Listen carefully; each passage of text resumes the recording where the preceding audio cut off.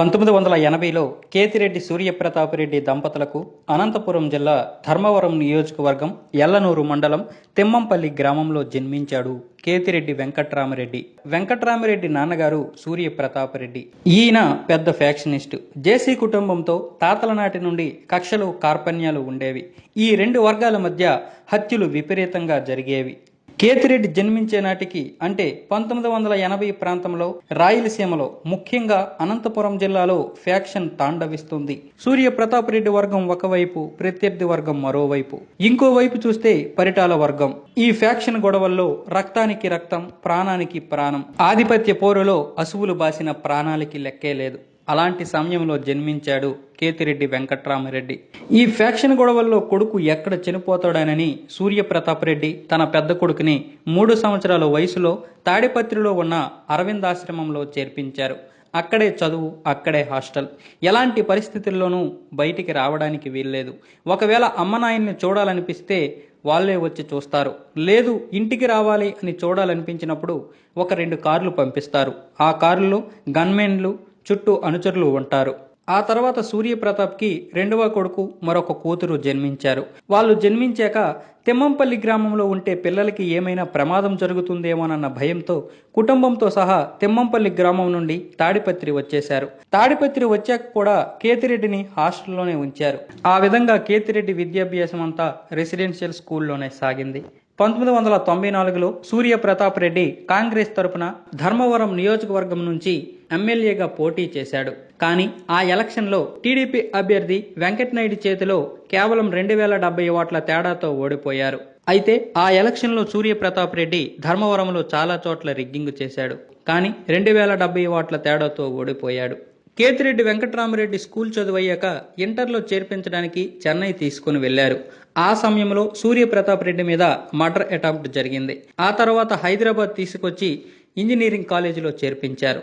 ఆ తర్వాత 1999లో ప్రతాపరెడ్డికి వైఎస్ రాజశేఖర రెడ్డి కాంగ్రెస్ తరపున ధర్మవరం అసెంబ్లీ సీట్ ఇప్పించారు.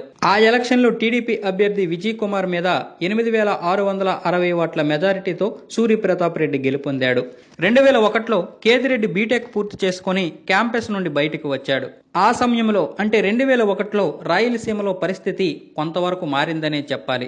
ఈ ఫ్యాక్షన్ గొడవలతో అనుచరులు ప్రాణాలు పోవడమే కాక రోజు ప్రాణభయంతో బ్రతకాల్సి వస్తుందని ప్రత్యర్థులైనటువంటి భగవతి వర్గంతో రాజీ కుదుర్చుకున్నారు. 2001లో క్యాంపస్ నుండి బయటకు వచ్చాక కేతిరెడ్డి హైదరాబాద్లో ఒక సాఫ్ట్వేర్ కంపెనీలో ఉద్యోగంలో చేరాడు.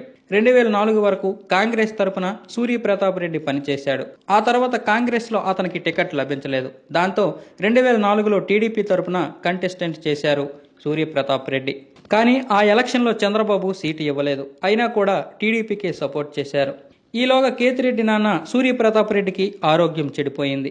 షుగర్ వ్యాధితో పాటు 2 కిడ్నీలు చెడిపోయాయి. ట్రీట్మెంట్ కోసం 2006లో హైదరాబాద్ వచ్చాడు. అతనికి కిడ్నీ దాతగా సూర్యప్రతాపరెడ్డి చెల్లెలే వచ్చారు. కిడ్నీ ఆపరేషన్ అయ్యాక కేతిరెడ్డి వచ్చి తండ్రిని సికింద్రాబాద్లో ట్రైన్ ఎక్కించాడు. తెల్లారి ట్రైను తాడిపత్రి చేరింది. ట్రైన్ దిగ్గానే సూర్యప్రతాపరెడ్డిని ప్రత్యర్థులు వేట కొడవళ్లతో నరికి చంపేశారు. నిజానికి అతను మరో 2-3 నెలల్లో చనిపోతాడు. అలాంటి పరిస్థితుల్లో కూడా చంపారంటే పగ ఎలాంటిదో అర్థం చేసుకోవచ్చు. హైదరాబాద్లో ఉన్న కేతిరెడ్డికి ఉదయం 3:30 ఫోన్ వచ్చింది, మీ నాయన్ని చంపేశారని. కేతిరెడ్డి వెంటనే తాడిపత్రి వచ్చి తండ్రి అంత్యక్రియలు జరిపించాడు.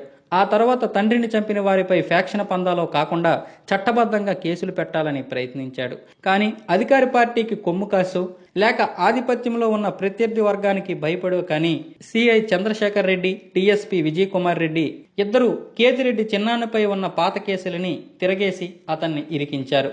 ఇలా ఎందుకు చేశారంటే కేతిరెడ్డిని బలహీనపరచడానికే. వాళ్ళ నాయన్ని చంపిన కేసు విత్డ్రా చేసుకోవాలని.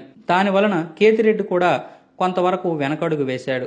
కేసుని వాపసు తీసుకున్నాడు. ఇక ఒంటరిగా ఏమీ చేయలేనని తెలిసి మళ్ళీ వైఎస్ రాజశేఖర రెడ్డిని కలిసి కాంగ్రెస్లో చేరాడు. వైఎస్ రాజశేఖర రెడ్డి 2009లో ధర్మవరం టికెట్ కేతిరెడ్డికి ఇప్పించాడు. కేతిరెడ్డి మొత్తం ధర్మవరం మీద పట్టు సాధించాడు. 2009లో ప్రత్యర్థి అభ్యర్థి జి సూర్యనారాయణ మీద 19,172 ఓట్ల మెజారిటీతో గెలుపొందాడు. కానీ ఈలోగా వైఎస్ఆర్ 2009 సెప్టెంబర్లో మరణించడంతో నియోజకవర్గానికి నిధులు రావేమో అనుకున్నాడు. తర్వాత రోషయ్యని సీఎంని చేశారు. కానీ ఒకవైపు కేసీఆర్, మరోవైపు జగన్, ఇంకోవైపు వరదలతోనే సరిపోయింది రోషయ్య గారికి. ఆ తర్వాత కిరణ్ కుమార్ రెడ్డి సీఎం అయ్యాడు. కేతిరెడ్డికి కిరణ్ కుమార్ రెడ్డికి మంచి సాన్నిధ్యం ఏర్పడింది. అన్ని విషయంలోనూ కేతిరెడ్డికి సీఎం కిరణ్ కుమార్ రెడ్డి సపోర్ట్ చేస్తానని మాటిచ్చాడు. ఎమ్మెల్యే అయ్యాక కేతిరెడ్డి అడిగిన వారికి అడగని వారికి అందరికీ సహాయం చేశాడు. అర్హులైన వారికి ప్రభుత్వ పథకాలు అందేటట్టు చేశాడు. అసెంబ్లీలో ధర్మవరం నియోజకవర్గానికి రావాల్సిన నిధుల గురించి, చేనేత కార్మికుల దయనీయ పరిస్థితి గురించి ప్రస్తావించాడు. అనుకున్న విధంగానే వైఎస్ రాజశేఖర రెడ్డి సహాయంతో 12,000 మందికి నెలకి 600 రూపాయలు వచ్చేటట్టు చేశాడు. అయితే దాన్ని టీడీపీ గవర్నమెంట్ వచ్చి రద్దు చేసింది. తర్వాత 2014లో వైఎస్ఆర్సీపీలో చేరి ఆ పార్టీ తరపున పోటీ చేశాడు. కానీ ఆ ఎన్నికల్లో కేతిరెడ్డిని ప్రజలు వాడగొట్టారు. టీడీపీ అభ్యర్థి సూర్యనారాయణ చేతిలో 14,211 ఓట్ల తేడాతో ఓడిపోయారు.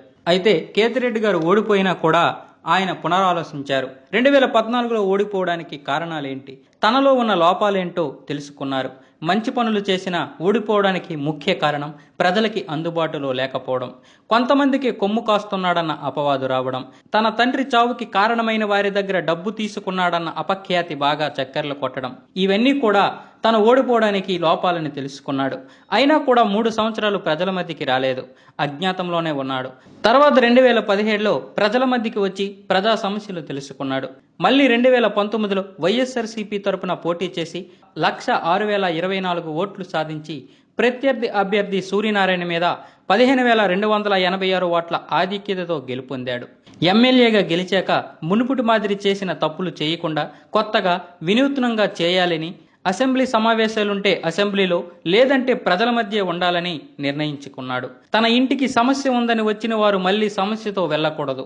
ఆ సమస్య అక్కడికక్కడే క్లియర్ అయిపోయే విధంగా పరిష్కార మార్గం చూపాడు. అక్కడికక్కడే అధికారులకు ఫోన్ చేసి మాట్లాడేవాడు. అయితే ప్రజలు మన దగ్గరికి వచ్చే కంటే మనమే ప్రజల మధ్యకి వెళ్లి సమస్యలు తెలుసుకుంటే పరిష్కారం చాలా తొందరగా వస్తుందనే ఉద్దేశంతో 2020 డిసెంబర్లో గుడ్ మార్నింగ్ ధర్మవరం అనే ప్రోగ్రాం మొదలుపెట్టి ప్రజల వద్దకే వెళ్తున్నారు. అక్క బాగున్నావా, అన్న బాగున్నావా అని ఆప్యాయంగా పలకరిస్తూ, అవ్వ పెన్షన్ వస్తుందా, అమ్మ మీకు ఇల్లు వచ్చిందా, అన్న మీ నాయనితో ఏంటి మీ సమస్య, ఏం తాత పెన్షన్ వస్తుందా, అక్క అమ్మఒడి డబ్బులు పడ్డాయా, పాప స్కూల్ బ్యాగు బట్టలు ఇచ్చారా అని ప్రతి ఒక్కరిని ఆప్యాయంగా పలకరిస్తున్నాడు. అడిగి మరీ తెలుసుకుంటున్నాడు. అతనితో పాటు వాలంటీర్లు, అధికారులంతా నడవాల్సిందే. ఇంటి సమస్యలే కాదు, మౌలిక సదుపాయాల గురించి కూడా అక్కడికక్కడే ఆరా తీసి అధికారులతో చర్చించి సమస్యని పరిష్కరిస్తున్నాడు. స్కూల్స్ గురించి, వీధిలో చెత్త గురించి, విద్యుత్ దీపాల గురించి, నల్లా నీళ్లు గురించి, పరిశుభ్రత గురించి, ఒకటేమిటి అన్నింటి గురించి తెలుసుకుని సమస్యని పరిష్కరించాల్సిందే. పొరపాటు చేసిన అధికారులపై కోపగించుకొని తప్పు చేసిన అధికారిపై కొరడా జులిపిస్తున్నాడు. మళ్ళీ అలాంటి పొరపాట్లు చేయవద్దని వార్నింగ్ ఇస్తున్నారు. పేరుకి తగ్గట్టు ధర్మవరంలో ఇక నుంచి ఫ్యాక్షన్ ఉండకూడదని, అంతా ధర్మబద్ధంగానే ఉండాలని, రాగద్వేషాలను విడనాడాలని అందరికీ విజ్ఞప్తి చేస్తున్నాడు. ఎమ్మెల్యే అంటే ఇలా ఉండాలని 2 తెలుగు రాష్ట్రాలకు తెలియజెబుతున్నాడు. అవినీతి లేకుండా ప్రజల సమస్యలకి ఇంటి వద్దనే పరిష్కారం దొరికితే ప్రజలకి అంతకంటే ఏం కావాలి? నాయకులందరూ అలా ఉంటే దేశం ఎప్పుడో బాగుపడేది. ఇప్పటికైనా ప్రతి ఎమ్మెల్యే అలా ప్రజల వద్దకు వెళ్లి సమస్యలు పరిష్కరిస్తే ఆంధ్రప్రదేశ్ స్వర్ణాంధ్రప్రదేశ్ అవుతుంది. సిద్దిపేటలో హరీష్ రావు, మునుగులో సీతక్క, దుబ్బాకలో రఘునందన్, ధర్మవరంలో కేతిరెడ్డిలాగా పనిచేస్తే సమస్యలు లేని దేశంగా భారతదేశం వర్ధిల్లుతుంది. ఫ్రెండ్స్, ఈ వీడియో గనక మీకు నచ్చినట్లయితే లైక్ చేయండి, షేర్ చేయండి, కామెంట్ చేయండి. సబ్స్క్రైబ్ చేసుకోవడం మాత్రం మర్చిపోకండి.